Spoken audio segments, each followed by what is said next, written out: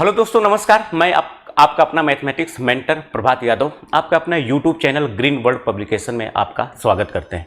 जैसा कि आप देख रहे हैं कि हम लोग इसके पहले जो ऑनलाइन सीरीज लेकर आए हैं क्लास 10th की मैथमेटिक्स की, उसी संदर्भ में आज हमारी थर्ड टॉपिक है जिसका नाम है, आपके स्क्रीन पे दिख रहा है कि दो चरों वाले रैखिक समीकरण, जिसको इंग्लिश में बोलते हैं pair of linear equation in two variables.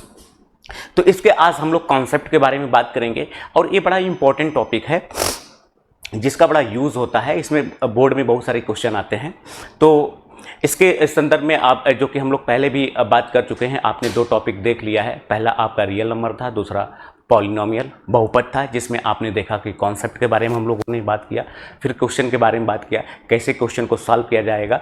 उसी संदर्भ में उसी सेम पैटर्न पे हम लोग लेकर आए हैं। तो चलिए, किसी बात का देर, आप लोग अगर चैनल को लाइव सब्सक्राइब नहीं किए हैं तो एक बार चैनल को लाइव सब्सक्राइब जरूर कर दीजिए। तो आइए हम लोग शुरुआत करते हैं। पहला तो देखिए आपका दो चरों वाला रैखिक समीकरण योग। अब इसमें देखिए सबसे पहले कह रहा है कि जो सबसे पहले कॉन्सेप्ट है कि एक रैखिक समीकरण योग को हल करने की बीजगणित की विधियां। यहाँ पे देखिए दो विधि के बारे में हम लोग यहाँ पे डिस्कस किए। एक होता है प्रतिस्थापन विधि, जिसको हम लोग बोलते हैं सब्स्टिट्यूशन मेथड, इंग्लिश में प्रतिस्थापन मतलब सब्स्टिट्यूट कर देना। और दूसरी जो विधि है यहाँ पे उसके बारे में डिस्कस किया गया है, उसको बोलते हैं विलोपन विधि, एलिमिनेशन मेथड। ठीक है, इस विधि से हम लोग, चूंकि दो वेरिएबल्स हैं यानी x और y है, चूंकि दोनों की पावर 1 है, इसलिए इसको लीनियर रैखिक बोलते हैं। ठीक, तो विलोपन विधि में क्या करते हैं हम लोग, जैसे आपके पास दो इक्वेशन दिया होगा, जैसे यहाँ पे देखिए लिखा है कि इस विधि के अंतर्गत किसी एक समीकरण से एक अज्ञात राशि का मान दूसरे अज्ञात चर राशि के पदों में ज्ञात करते हैं और फिर दूसरे समीकरण में प्रतिस्थापित कर देते हैं। इस प्रकार एक अज्ञात चर राशि विलुप्त हो जाती है, अर्थात एलिमिनेट हो जाती है, और एक नया समीकरण प्राप्त होता है जिससे दूसरी अज्ञात चर राशि का मान ज्ञात कर लेते हैं और इस मान को दिए हुए समीकरण में किसी एक में रखकर दूसरी अज्ञात राशि का मान ज्ञात कर लेते हैं। इसका मतलब क्या है कि मैं आपको थोड़ा सा एक एग्जाम्पल के माध्यम से समझाना चाहता हूं। देखिए प्रतिस्थापन विधि में क्या करते हैं, जैसे मान लीजिए कोई एक इक्वेशन लिखा है x प्लस वाई, यानी कि x plus y is equal to लिखा है मान लीजिए 1, तथा और एक इक्वेशन लिखा है x minus y is equal to 2। पहले विधि के बारे में हम लोग यहाँ पे डिस्कस कर रहे हैं। तो पहले विधि में क्या है कि कह रहा है प्रतिस्थापन द्वारा। तो अब देखिए, अब आप यहाँ पे x और y दो अज्ञात राशियां हैं, x और y दो अज्ञात राशियां हैं।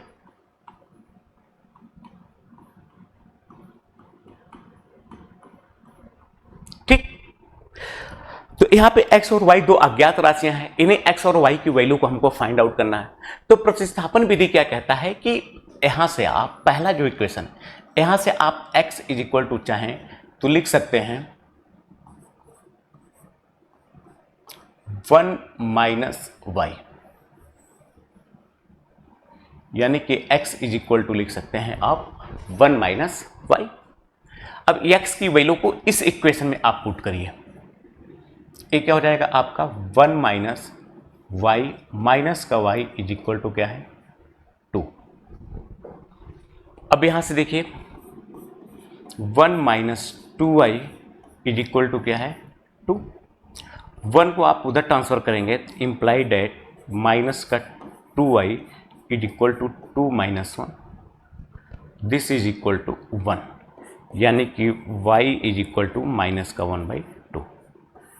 तो आप देख रहे हैं कि यहां पे हमने क्या किया कि पहले इक्वेशन से x को y के टर्म में या y को आप x के टर्म में भी लिख सकते हैं, उससे दूसरे इक्वेशन में आप पुट कर देंगे। अब ये जो इक्वेशन दूसरा है, अब एक y में अननोन इक्वेशन हो गया, एक अननोन एक इक्वेशन। तो यहां से आपने देखा y की वैल्यू पता चल गई। अब y की वैल्यू को अगर आप यहां पे पुट करेंगे तो that means x is equal to 1 minus y is equal to minus 1/2 है। तो imply that x is equal to हो जाएगा 1 प्लस 1/2, यानी कि 3/2। तो आप यहां से देख रहे हैं इस तरह से प्रतिस्थापन विधि द्वारा x is equal to 3/2 and y is equal to minus का 1/2। इस तरह से आपको x और y की वैल्यू फाइंड आउट हो गई। ठीक है, तो इस जैसे एक और एग्जांपल लेके आपको समझाने का प्रयास करते हैं कि यहाँ पे देखिए जैसे मान लीजिए एक इक्वेशन हमने लिख दिया आपको x माइनस का 2y is equal to 0, equation मान लीजिए फर्स्ट है, तथा एक हमने इक्वेशन लिखा है 3x प्लस का 2y इज इक्वल टू 5। हमने कहा प्रतिस्थापन विधि द्वारा, मतलब सब्स्टिट्यूशन मेथड के द्वारा आप x और y की वैल्यू को फाइंड आउट करिए। तो देखिए सब्स्टिट्यूशन मेथड के द्वारा कैसे फाइंड आउट करेंगे यहाँ पे। तो अब यहाँ सब्स्टिट्यूशन से मतलब क्या होता है कि जैसे इक्वेशन फर्स्ट की अगर आप बात करें तो फर्स्ट में लिखा है x माइनस का 2y इज इक्वल टू 0, तो आप यहां से x इज इक्वल टू लिख सकते हैं 2y।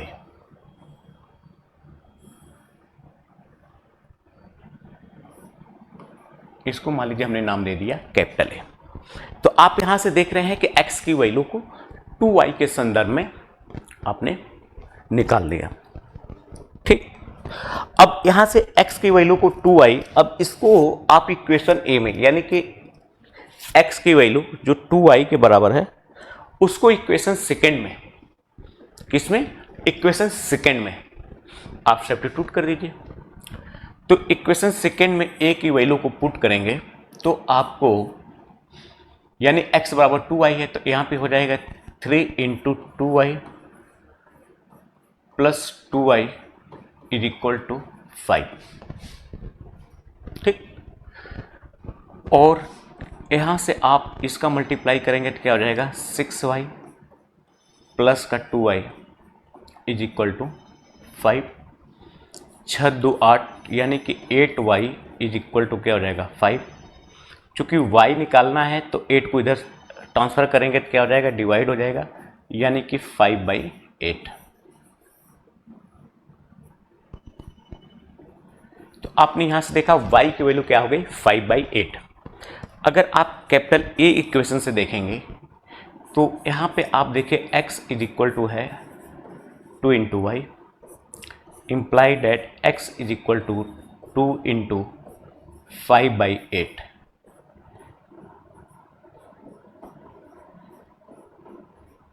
तो आप यहाँ से x इज इक्वल टू हो जाएगा 5/4। तो आपको यहाँ से x बराबर क्या हो गया 5/4 और y बराबर क्या हो गया 5/8। कौन सी मेथड यूज किया आपने, प्रतिस्थापन विधि, सब्स्टिट्यूशन मेथड। तो सब्स्टिट्यूशन मेथड से आपने देखा कि बहुत इजी तरीके से आपने इसका आंसर फाइंड आउट कर लिया। इसी को इंग्लिश में हम लोग बोलते हैं सब्स्टिट्यूशन मेथड।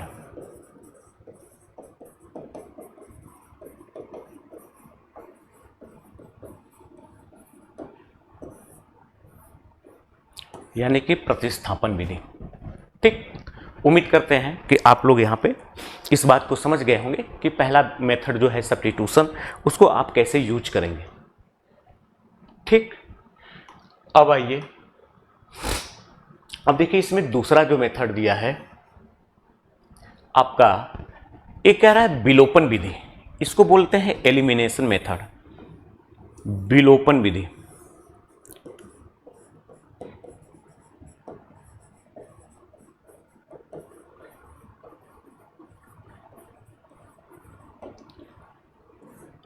Elimination method.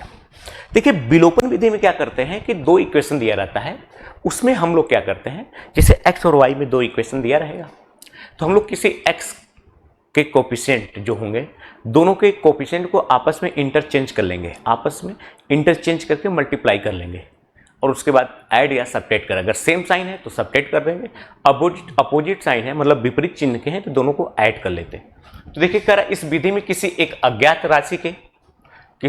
अज्ञात राशि के गुणांकों को समान बनाना पड़ता है। अतः इसे गुणांकों को समान बनाकर समीकरणों को हल करने की विधि को ही क्या कहते हैं, विलोपन विधि कहते हैं। अर्थात अब आइए इसको थोड़ा सा हम लोग समझने का प्रयास करते हैं कि गुणांकों को जो कह रहा है समान करने के लिए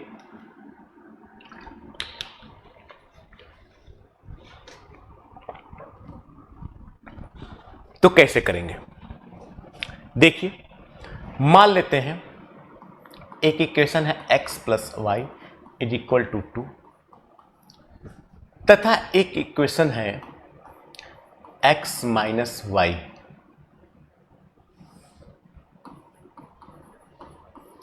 तथा 2x minus 2y is equal to लिखा है 3। दो इक्वेशन है।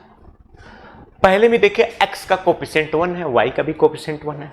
दूसरे में x का कोफिशिएंट 2 है, y का कोफिशिएंट माइनस का 2 है।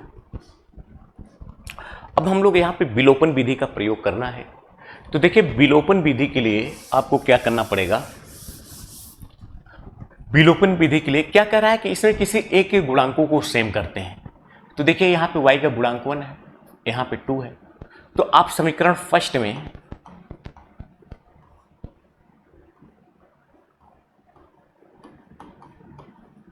टू से गुणा करने पर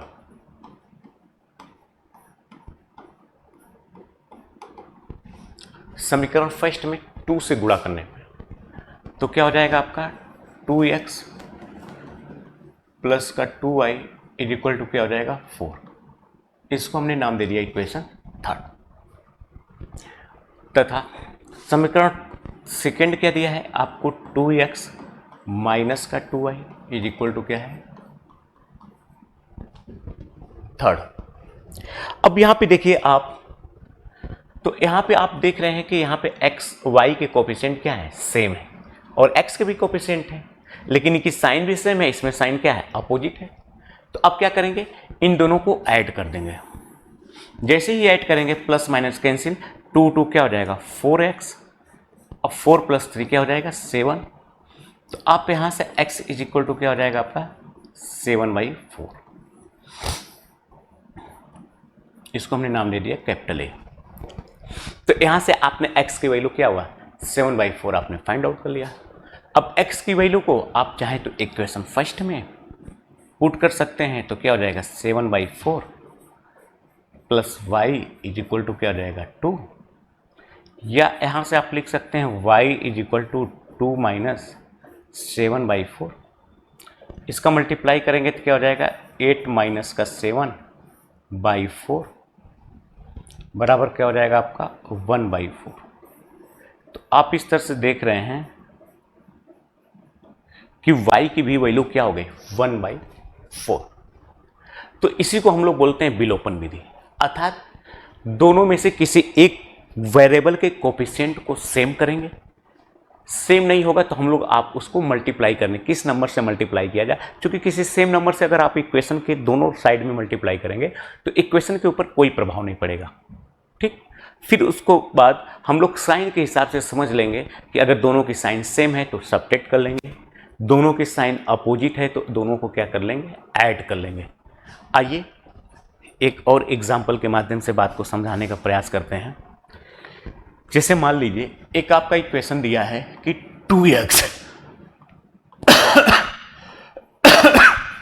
प्लस 3y बराबर लिखा है 1 तथा एक लिखा है 3x माइनस का 2y या प्लस का 2y इज इक्वल टू लिखा है 2। अब कह रहा विलोपन विधि द्वारा, एलिमिनेशन विधि द्वारा x और y की वैल्यू ज्ञात करिए। हाँ, इस बात का ध्यान देना है कि जब क्वेश्चन में, आपके बोर्ड के क्वेश्चन में जिस विधि का यूज कहेगा कि इस विधि के द्वारा ही आप इसको सॉल्व करिए, तो हाँ जी आपको ध्यान देना पड़ेगा, आप उस मेथड से ही सॉल्व करेंगे, नहीं तो अदरवाइज आपके नंबर काट दिए जाएंगे। तो अब देखिए इसमें क्या करना है, हम चाहते हैं इसमें x को हटाना चाह रहे हैं। तो x को हटाना चाह रहे हैं तो इसमें देखिए x का कोएफिशिएंट 2 है और इसमें x का कोएफिशिएंट 3 है। तो पहले में अब इन दोनों के कोएफिशिएंट जब आपस में सेम होंगे तभी कैंसिल आउट होंगे। तो इसका मतलब कि फर्स्ट में 3 से मल्टीप्लाई कर दीजिए और इसमें 2 से मल्टीप्लाई कर दीजिए, तो दोनों को कोएफिशिएंट क्या हो जाएंगे सेम। तो इसका मतलब कि समीकरण फर्स्ट में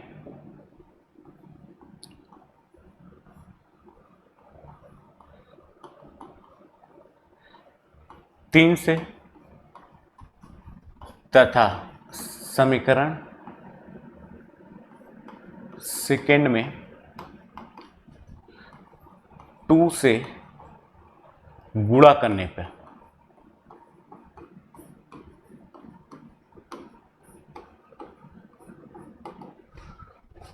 ठीक। तो फर्स्ट में जब 3 से मल्टीप्लाई करेंगे 3 दूना के 6, 3 2 जा 6, 3 दूना के 6 प्लस 3 3 के 9 इज इक्वल टू क्या हो जाएगा 3। इसमें जब 2 से मल्टीप्लाई करेंगे तो क्या हो जाएगा 6x plus 4y is equal to 4। अब यहां पे आप देखिए तो यहां पे x के कोएफिशिएंट क्या है, सेम है, यानी कि दोनों की वैल्यू आपस में क्या है, इक्वल है। तो अब यहां पे क्या करेंगे, अब मान लीजिए हमने इसको एक नाम दे दिया इक्वेशन 3 और इसको हमने नाम दे दिया इक्वेशन 4। तो अब क्या करेंगे, 3 में से 4 को सबट्रैक्ट करेंगे।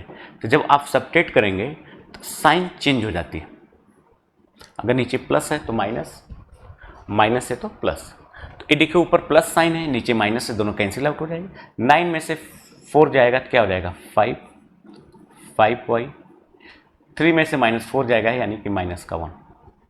तो यहाँ से आपको y इज इक्वल टू -1/5 ठीक। अब y की वैल्यू चाहे आप इक्वेशन फर्स्ट में या सेकेंड में आप पुट कर लीजिए। तो अगर आप फर्स्ट में पुट करेंगे तो ये हो जाएगा 2x प्लस 3 इंटू माइनस का 1/5 इज इक्वल टू क्या हो जाएगा 1। 2x माइनस का 3/5 इज इक्वल टू 1, या 2x इज इक्वल टू, इसको इधर रखेंगे तो 1 प्लस 3/5, या 2x इक्वल 5 एकम 5 3 8/5, 2 4 जा 8। तो यहाँ से आपको x का मान क्या हो जाएगा 4/5। तो आप इस तरह से देख रहे हैं कि x और y की वैल्यू आप फाइंड आउट कर लेंगे। तो सब्स्टिट्यूशन में क्या करेंगे, x की वैल्यू को y के टर्म में या y की वैल्यू को x के टर्म में किसी एक इक्वेशन से निकाल लेंगे, उसको सेकेंड इक्वेशन में सब्स्टिट्यूट कर देंगे। विलोपन की विधि में क्या करेंगे, हम लोग x या y के कोफिशिएंट को आपस में पहले सेम करेंगे, तो उसमें किसी भी नंबर से आप मल्टीप्लाई करना पड़ेगा। फिर अगर दोनों की साइन सेम है तो सबट्रैक्ट करेंगे, अपोजिट है तो ऐड करेंगे। ठीक, सिंपल सी बात है। उम्मीद करते हैं कि आप लोग यहाँ तक समझ रहे हैं। अगर यहाँ तक समझ रहे हैं तो अब देखिए नेक्स्ट वाला, अब हम नेक्स्ट कॉन्सेप्ट की तरफ आते हैं। अब देखिए नेक्स्ट कॉन्सेप्ट जो है हमारा यहाँ पे, देखिए नेक्स्ट पॉइंट जो है कह रहा है आपकी स्क्रीन पे देखिए कि समीकरण ax प्लस by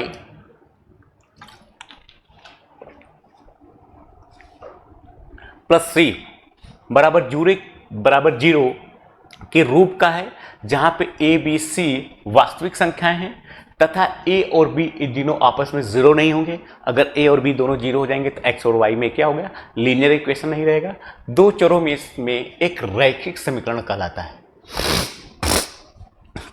ये कह रहा है कि एक ऐसा समीकरण जिसमें x वेरिएबल भी हो, y वेरिएबल भी हो और दोनों की पावर 1 हो, जहां पे x का कोएफिशिएंट और y का कोएफिशिएंट अर्थात x का गुणांक और y का गुणांक दोनों 0 के बराबर न हो, ऐसे समीकरण को हम लोग बोलते हैं रैखिक समीकरण, अर्थात एक रेखा को रिप्रेजेंट करने वाला समीकरण। ठीक, फिर अगला पॉइंट क्या कह रहा है कि यदि दिए गए इस रैखिक समीकरण a1x plus b1y plus c1 बराबर 0 और a2x plus b2y plus c2 बराबर 0 एक रैखिक समीकरण युग्म को प्रदर्शित करता है, निम्न स्थितियां उत्पन्न हो सकती हैं। तो कह रहा है कि निम्न कंडीशंस या स्थितियां उत्पन्न हो सकती हैं। पहला, रेखाएं एक बिंदु पर प्रतिच्छेद कर सकती हैं। इस स्थिति में समीकरण युग्म का अद्वितीय हल होता है, जहां पे a1 अपान a2 की वैल्यू b1 अपान b2 के बराबर नहीं हो, यह संगत समीकरण युग्म कहलाता है, अर्थात कंसिस्टिंग पेयर ऑफ इक्वेशन कहलाता है। अब इसका मतलब क्या है थोड़ा सा हम लोग समझते हैं। देखिए जो पहला पॉइंट है, पहला पॉइंट हमारा ये कह रहा है कि अगर कोई एक इक्वेशन लिखा है, कह रहा है कि ax है प्लस by है प्लस c बराबर 0, ठीक। तो यहां पे एक कह रहा है कि एक रैखिक समीकरण कहलाएगा, रैखिक समीकरण कहलाएगा,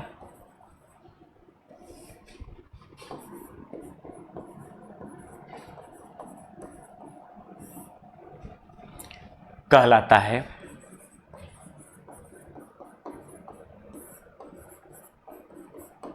यदि और केवल यदि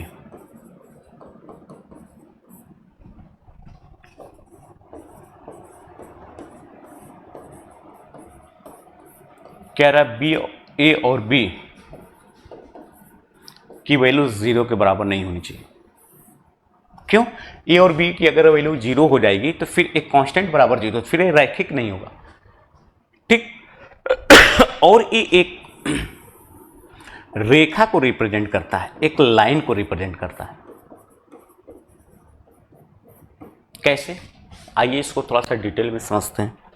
जैसे मान लीजिए एक इक्वेशन लिखा है 2x प्लस 3y माइनस 5 या माइनस 6 इज इक्वल टू 0 है। तो यहाँ पे देखिए x का कोएफिशिएंट और y का कोएफिशिएंट दोनों 0 के बराबर नहीं है। कैसे कि रेखा को रिप्रेजेंट करता है इसको भी समझते हैं। तो आप इस इक्वेशन को लिख सकते हैं 2x प्लस 3y, 6 को इधर ट्रांसफर करेंगे तो क्या हो जाएगा, इज इक्वल टू 6। अब यहाँ से आप 6 से दोनों तरफ डिवाइड कर दीजिए, तो ये हो जाएगा 2x by 6, 3y by 6 is equal to 1। आप यहाँ पे लिख सकते हैं x by 3, y by 2 is equal to क्या हो जाएगा, 1, ठीक। अब इसका मतलब क्या है, अब इसको अगर हम लोग ड्रॉ करते हैं तो देखिए x अपन x एक्सिस पे इंटरसेप्ट 3, 0, y अपन y एक्सिस पे इंटरसेप्ट 2 है यानी 0, 2, और इन दोनों को मिलाते हुए रेखा a आपको जो लाइन है, यही लाइन आपको 2x प्लस 3y माइनस 6 या 2x प्लस 3y बराबर 6 को रिप्रेजेंट करेंगे, जो किस पॉइंट से पास आउट होगी। एक पॉइंट A है जिसका कोऑर्डिनेट 3, 0 है, और एक पॉइंट B है जिसका कोऑर्डिनेट क्या है, 0, 2 है, ठीक। अगर मान लीजिए इसमें y की वैल्यू 0 है अर्थात इसमें 3 की वैल्यू 0 है, तो फिर x बराबर आपका आ जाएगा। x बराबर मतलब y एक्सिस के पैरेलल हो जाएगा। अगर x का कोएफिशिएंट 0 है तो इसका मतलब y बराबर आ जाएगा, यानी कि अब y बराबर आ जाएगा तो x एक्सिस के पैरेलल हो जाएगा, ठीक है। तो एक कंप्लीट एक लाइन को नहीं रिप्रेजेंट करेगी जो x और y दोनों एक्सिस को इंटरसेक्ट करते हुए जाए, ठीक। जैसे अगर इसमें हम लोग मान लेते हैं, जैसे ये दिया है,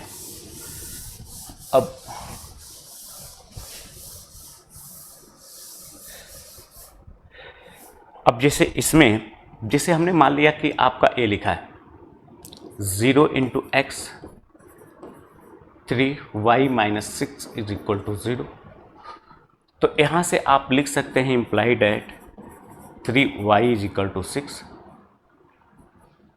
या y इज इक्वल टू क्या हो जाएगा, 2। तो देखिए y इज इक्वल टू 2 जो होगा वो कहीं इधर होगा, क्योंकि y एक्सिस पे लाई करेगा, तो y एक्सिस मतलब y पॉजिटिव एक्सिस पे लाई करेगा। अब ये हो जाएगा आपका y is equal to 2 line,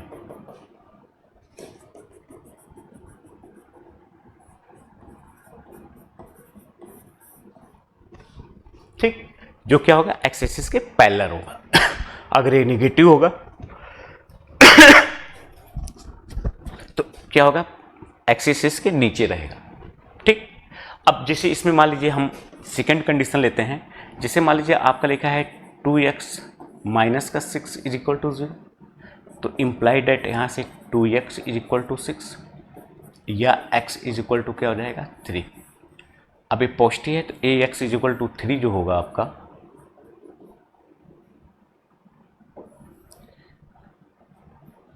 ये ओरिजिन हो गया, ये कहीं इधर लाई करेगा,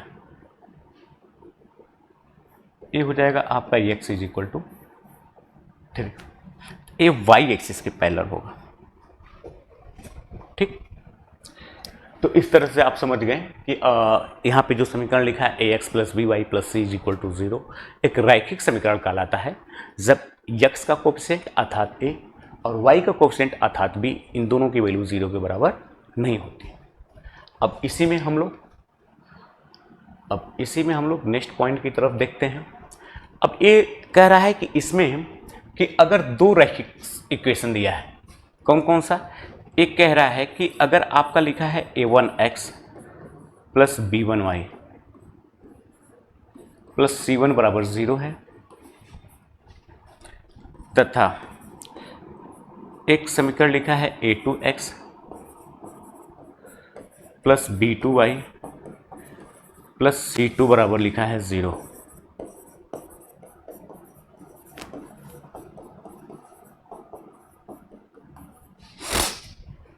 इसमें कह रहा है कि अगर a1 अपॉन a2 इनका रेशियो अगर b1 अपॉन b2 के इक्वल नहीं है, तो इसका मतलब कह रहा है कि इस स्थिति में समीकरण का युग्म अद्वितीय होगा, मतलब यूनिक होगा, यूनिक सॉल्यूशन होगा, अर्थात इसको हल किया जा सकता है।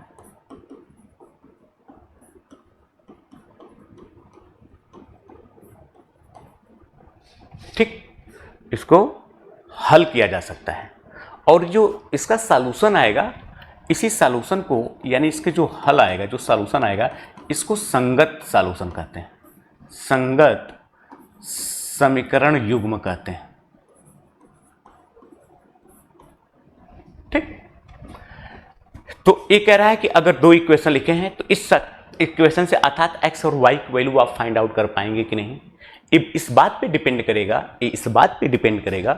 कि पहले इक्वेशन में x का जो कोफिशिएंट है, पहले इक्वेशन में जो x का कोफिशिएंट अर्थात a1 और दूसरे इक्वेशन में जो x का कोफिशिएंट है अर्थात a2, इनका जो रेशियो है a1 अपॉन a2, पहले इक्वेशन में y का कोफिशिएंट b1 और दूसरे इक्वेशन में y का कोफिशिएंट अर्थात b2, इनका जो रेशियो है ये आपस में बराबर नहीं होना चाहिए, तभी आप इसको x और y के लिए आप हल कर सकते हैं। और जब हल कर सकते हैं तो इसी को हम लोग बोलते हैं संगत समीकरण युग्म कहलाएगा, समीकरण युग्म कहलाएगा, अर्थात x और y की वैल्यू आप यहां से फाइंड आउट कर सकते हैं। ठीक, अर्थात आप यहां से x एंड y की वैल्यू फाइंड आउट कर सकते हैं। अब इसके बाद आपको देखिए नेक्स्ट पॉइंट, अब यहाँ पे नेक्स्ट पॉइंट जो है, अब सेकेंड पॉइंट क्या कह रहा है कि रेखाएं संपाती हो सकती हैं, अर्थात एक दूसरे के ऊपर कॉन्साइड हो सकती हैं।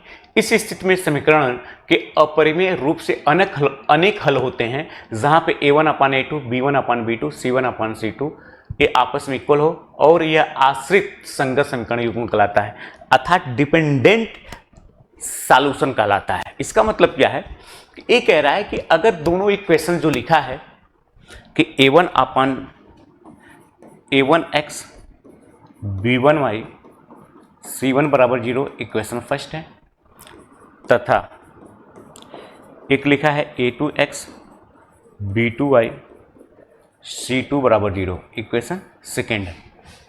अगर यहाँ पे x का कोफिशिएंट दोनों इक्वेशन से, y का कोफिशिएंट और कांस्टेंट अगर इनकी वैल्यू आपस में इक्वल है, तो जो दोनों लाइन है, यानी कि जो लाइन पहली है आपकी, मान लीजिए हमने इसको फर्स्ट लाइन को हमने ए ड्रॉ कर लिया और जो आपकी सेकेंड लाइन है वो भी इसी के ऊपर ही जाएगी, अर्थात कोइंसाइड कर जाएंगे,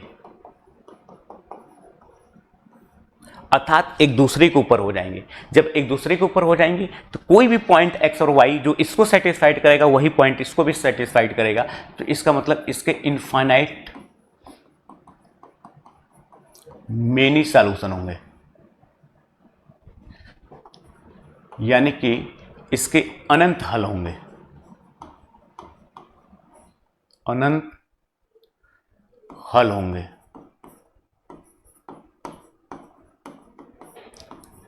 तो इसके क्या हो जाएंगे, अनंत हल हो जाएंगे। क्यों? इस केस में दोनों लाइन एक दूसरे के ऊपर क्या हो जाएंगे, कोइंसाइड हो जाएंगे, अर्थात एक दूसरे के ऊपर डिपेंड करेंगे, यानी दोनों लाइन एक लाइन को रिप्रेजेंट करने लगेंगे। कैसे? जैसे देखिए, जैसे अगर मैं इसी बात को थोड़ा सा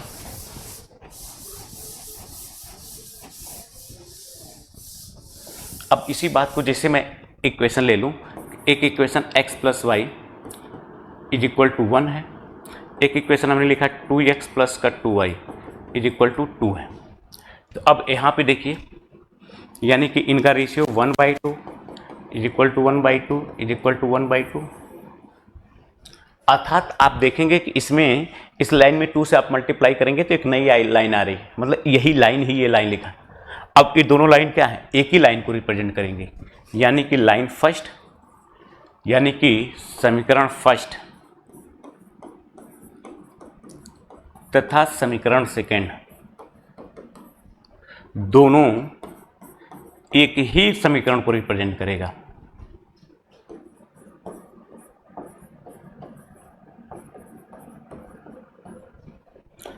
को प्रदर्शित करेगा।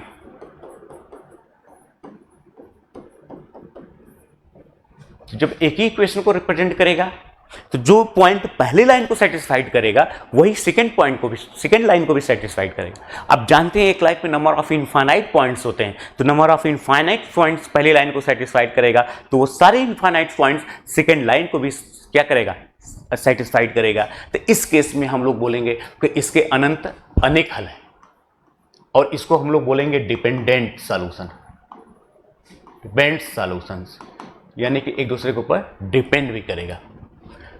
थर्ड पॉइंट जो है इसका देखिए, इसका थर्ड पॉइंट क्या कह रहा है कि रेखाएं समांतर हो सकती हैं।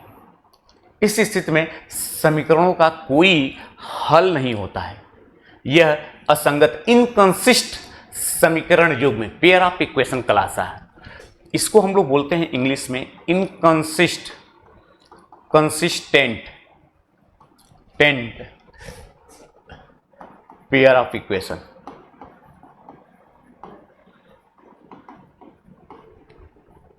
या इनकंसिस्ट पेयर ऑफ इक्वेशन, असंगत। अर्थात अब देखिए, जब a1 अपन a2 बराबर b1 अपन b2 है, और कह रहा does not equal to c1 upon c2 है, इस केस में दोनों लाइन क्या हो जाएंगे, एक दूसरे के पैरेलल हो जाएंगे, parallel to each other, parallel to each other. इसका मतलब क्या हो जाएगा, अगर आपका a1 x b1 y plus c1 बराबर 0 लाइन फर्स्ट है, तथा a2 x b2 y plus c2 बराबर 0 इक्वेशन लाइन सेकेंड है, तो ये दोनों लाइन जो होंगी, यानी कि जो लाइन फर्स्ट है आपकी और जो लाइन आपकी सेकेंड है, ये लाइन फर्स्ट है, ये लाइन सेकेंड है, अब ये दोनों लाइन पैरेलल हो जाएंगे, तो कोई ऐसा कॉमन पॉइंट नहीं होगा जो दोनों लाइन को सेटिस्फाइड करे, यानी कि नो कॉमन पॉइंट्स। जो दोनों लाइन को सेटिस्फाइड करे या दोनों समीकरण को सेटिस्फाइड करे, को संतुष्ट करे। इस केस में क्या होगा, कोई हल नहीं होगा।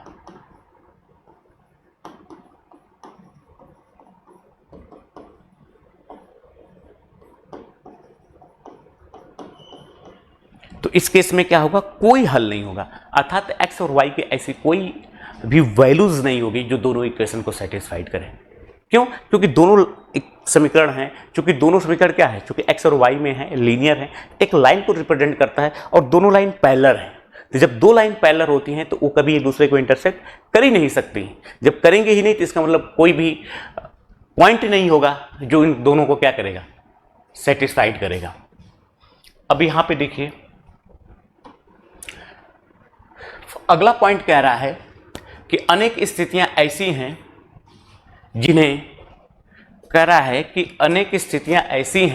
जिन्हें गणित रूप में ऐसी दो समीकरणों से प्रदर्शित किया जा सकता है जो प्रारंभ में रैखिक नहीं है, परंतु हम उन्हें परिवर्तित करके एक रैखिक समीकरण युग में बदल सकते हैं। ये कह रहा है कि ऐसे बहुत सारे इक्वेशन आएंगे जो रैखिक नहीं होंगे। जैसे मान लो हमने लिख लिया a1x² + b1y² + c1 = 0, तो आप x² को कैपिटल X और y² को कैपिटल Y मान लेंगे, तो अब x और y में क्या हो जाएगा, लीनियर इक्वेशन हो जाएगा। तो यही कह रहा है कि ऐसी बहुत सारी स्थितियां आएंगी जहां पे हम लोग समीकरण को क्या करेंगे, रैखिक नहीं रहेंगे, लेकिन उसको हम लोग रैखिक में क्या करेंगे, तब्दील करेंगे, परिवर्तित करेंगे। उसके बाद रैखिक समीकरण युग में बदलकर फिर हम लोग उसकी जो कंडीशन है उसके हिसाब से उसको क्या करेंगे, सेटिस्फाइड करेंगे या उसको सॉल्व करेंगे। ठीक, अब देखिए, तो अब आज आपने देखा कि हमारे जो कॉन्सेप्चुअल क्लास रही है, कॉन्सेप्चुअल क्लास में आपने देखा कि हम लोग ने बड़ा बखूबी से विलोपन प्रतिस्थापन विधि के बारे में बात किया, विलोपन विधि के बारे में बात किया, फिर रैखिक समीकरण के एक सॉल्यूशन होगा, एक हल होगा या संगत सॉल्यूशन जिसे बोलेंगे, उसके बारे में बात किया, अनंत हल होंगे उसके बारे में बात किया, फिर कोई हल नहीं होगा उसके बारे में बात किया, और उनको फिर हम लोगों ने अलग अलग ढंग से ग्राफिकल अप्रोच के द्वारा, बाकी सारे मेथड के द्वारा हमने यहाँ पे समझने का प्रयास किया, समझाने का प्रयास किया। तो आज आपके कॉन्सेप्चुअल क्लास में इतना ही। एक बार आपको पुनः धन्यवाद। फिर हम लोग नेक्स्ट लेक्चर में इसके बहुविकल्पी तथा अति लघुत्तरी प्रश्न को लेकर आएंगे, जो हमने कॉन्सेप्ट यहाँ पे डिस्कस किया। थोड़ा बहुत सारे कॉन्सेप्ट जो आपको लग रहा होगा कि छूट रहा होगा, उसको हम लोग क्वेश्चन के माध्यम से बताने का प्रयास करेंगे। तो आज के लिए इतना ही। जय हिंद।